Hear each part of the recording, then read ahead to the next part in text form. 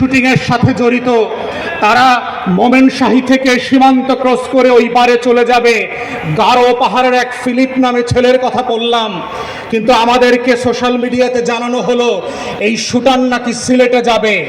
তারা জানিয়ে পুরো জাতির দৃষ্টি পরিবর্তন করেছে।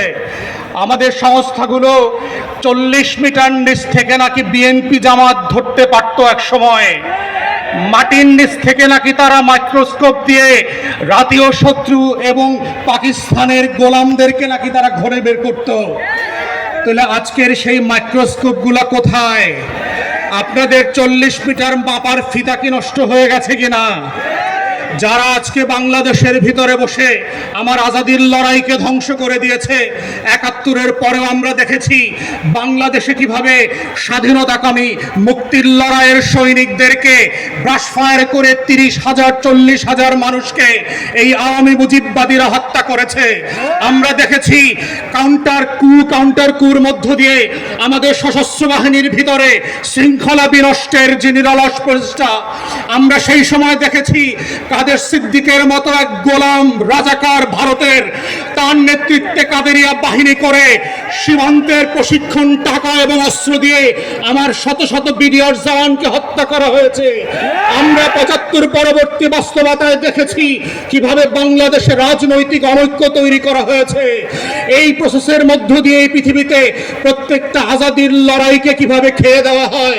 অথবা আজকে অভ্যুত্থানের পক্ষের শক্তি যারা ছিলেন, আপনারা যদি বোধ করে থাকেন 10টা 20টা 30টা 50টা আসনের জন্য ডানে বামে তাকাবেন, মনে রাখবেন বিএনপি জামাতের নেতাদের ফাঁসি কিন্তু আটকানো যায় নাই। আপনাদের বিভক্তি কিন্তু পুরো জাতিকে সর্বগ্রাসী ছোঁয়ার মধ্যে ফেলে দেবে এবং সেই ছবল থেকে কেউ বাঁচতে পারবেন না। তাই আজকে 75 পরবর্তী সেই বাংলাদেশের আজাদি যে হস্তক্ষেপ ছিল, আজাদি ছিনতাই হয়ে গিয়েছিল, সেই ছিনতাই হওয়ার ইতিহাস থেকে নতুন করে আবার আমাদেরকে শিখতে হবে যে বাংলাদেশের এই খলনায়করা কিভাবে প্রশাসনে ঘাপটি মেরে বসে আছে, বিভিন্ন রাজনৈতিক দলকে বিভ্রান্তির মধ্যে ফেলছে।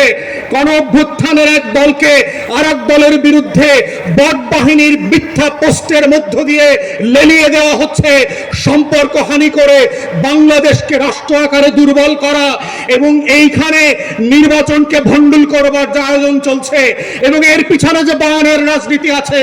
আমার 5 দশকের বুদ্ধিবেশ্যারা, আমার সাংবাদিক আর শিক্ষকরা ফেসবুকে যারা বিভিন্ন সময় সুশীলতা দেখান, তারা যেভাবে বায়ানের রাজনীতি করছেন, দিল্লির আধিপত্যবাদকে সফট পাওয়ার আকারে আমার সামনে হাজির করছেন, এইটা হচ্ছে অশনি সংকেত।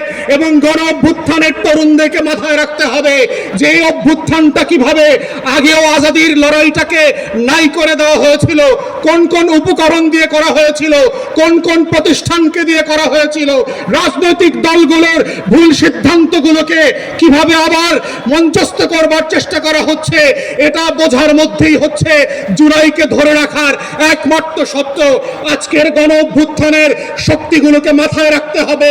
শত্রু সাপেক্ষে আমার বয়ানের রাজনীতি যেমন মোকাবেলা করতে হবে, শত্রু সাপেক্ষে আজাদির লড়াইকেও হেফাজত করতে হবে। এটাই হচ্ছে আজাদি ধরে রাখার একমাত্র বাহন, এর বাইরে আর কোনো লড়াই নাই। এবং সেই লড়াইতে আমরা চাই নতুন করে আবার ইনকিলাব জিন্দাবাদ হয়ে ভারতবর্ষের আনাচে কানাচে থেকে হর্ষদ মোহানির ভয়েস থেকে আজকে যেভাবে হাদির কণ্ঠকে দিয়ে সারা বাংলাদেশ আত্মস্থ করেছিল, সেই ইনকিলাব আবার আবাবিলের মতো আসমান থেকে ফিরে আসবে। ইনকিলাব ইনকিলাব ইনকিলাব ইনকিলাব।